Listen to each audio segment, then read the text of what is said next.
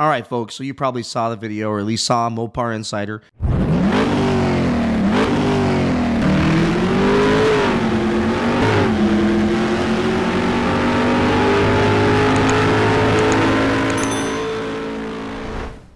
If you're following him, a lot of great articles, a lot of great stories, great information, a lot of stuff I find there, as well as other places, but the guy's on top of his game. But it made me laugh when I saw that he actually posted, let me show you this.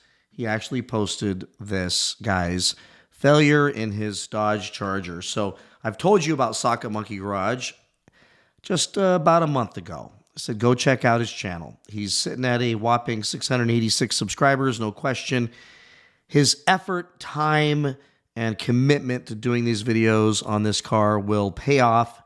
So Mr. Socket Monkey Garage, hang in there, buddy. You'll get there. And I have no doubt that we will all get to live vicariously through you and watch your experience with this Charger. And I want to tell you that I applaud you for being open and transparent about what it's like owning this car. And the issue, though, that caused me to create this video is your headline was, did my Charger EV just brick? Outstanding headline. You did put a little 12-volt car battery in a circle there, but that definitely led to a lot of us who were, frankly, have been opining about the utter failure, impending doom of this car to go to grave dance on your story, only to find, after having to go quite deep into your video, to find that it was nothing more than you leaving the door ajar and killing the 12-volt car battery in the back of the car. So Mopar Insider decided to pick up this story and run with it and do a whole story on it. And look at this whole story, screenshots and all, lots of words, only to come down to the end, which is something as simple as a door open could leave you stranded, but with the right approach, you might be able to fix it yourself.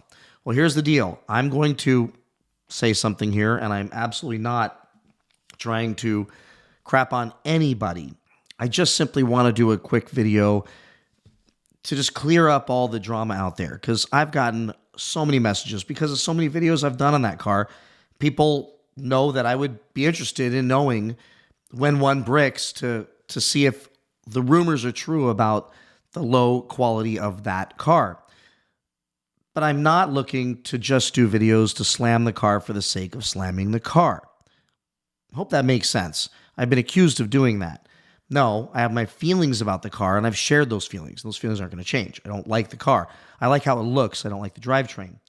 But what I want to make really clear on this video, because so many people did not watch that video, but simply started commenting, even in his comment section, telling him, well, you signed up for this.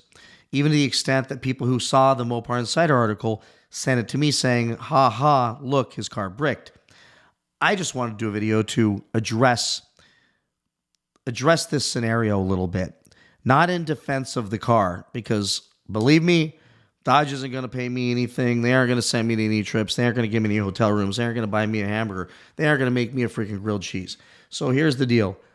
I'm just telling you the truth, and I'm going to keep it absolutely 100 on my channel, to where if you come here, you can at least rely on what I'm saying. I want to establish that with you all on my channel, that this is not just about grave dancing on that car. This is about telling you the truth. And the truth is, with this car is, if you watch his video, and I encourage you to do it, I want to see his channel succeed. I think it will, because that car is going to give him tons of content. And if I'm wrong, I'll report on that as well, so which is what I'm doing right now. So here's the deal. Dude left his passenger side door ajar. May have even been his wife. I don't know. I blame my wife for pretty much everything too. But if it's not, forgive me. But nonetheless, the passenger side door was left ajar. That left the dome light on. He has his surveillance cameras show that. He shows it at the end of the video. It's still worth watching the video, because watching the gyrations and antics of this gentleman, taking the little key panel off on the door handle to be able to get the manual key, the old-fashioned key, to stick it in the door, to pop that door, to get in, and then to fold the seats up and crawl back into the rear hatch, take apart the side panel, and then hook his battery tester up to test the voltage on the 12-volt battery, only to discover that the 12-volt battery is dead, and at that point not know that it was a dome light, leading to him getting the trickle charger and a very intricate explanation on how he's testing it, and then charging the battery up enough to be able to pop the rear hatch and get the car started was a whole lot of gymnastics. And I think the part that I wanted to get across here is, just to be fair, because a lot of people have messaged me and said these things, just to be fair, as much as I don't like the Dodge Charger, if you pop the frunk, now Dodge should have made this a little more apparent, okay? But if you pop the frunk, now I've got my Lamborghini, which is hidden as well, but if you pop the frunk, no different than on my Scat Pack, there is no car battery in the front of my 2023 Hemi-powered Scat Pack, but there are terminals to keep you from having to go to the trunk. Had this gentleman, and he did explain that he wanted to do it this way, I think that might have been a little bit of a just, oh, what did I do? I probably could have done this easier. Because my first thought was, well, my wife certainly could not have, being confronted with a dead battery, would have had to flatbed this thing all the way to the dealership. Well, he decided to crawl all the way in. Well, my wife's not going to do that. And frankly, a significantly larger man is probably not going to be able to do that. An older man is not going to want to do that. I can tell you right now, as much as I've worked on my cars in the past, I'm probably not going to want to do that. So knowing this one thing I'm going to share with you all can save anybody with this car, and even your Hemi-powered Scat Packs, is if they pop the front hood, the frunk on the Challenger Daytona, there is terminals there where he could have hooked up his battery charger. And he said he didn't want to have to run all the current down the long cable. Honestly, I'm not an electronics genius, but I've dealt with it long enough to know that you can touch a 6-foot long cable and electrocute the living shit out of yourself just as easy as you can a 3-inch cable, which means I'm guessing had he hooked up his battery charger to that cable, to those terminals, he could have easily charged. The electricity would have made it to the other side and charged that battery, and he would have been fine. So note to self, the only gymnastics we're going to have to do in that car if this happens is pop that little cover off. But I do want to offer this defense as well. And yes, it's hard for me to talk positive about this car, but literally almost every single car out there today that's new, you have to pop the cover off. My daughter's Supra, she killed her battery. I had to pop the cover off to get to the keyhole in the door handle. And it's not easy. It's never easy unless you have the right tool. It's a pain in the ass. But once you get it off, it's fine. You stick the key in the hole, door opens, and you're in the car.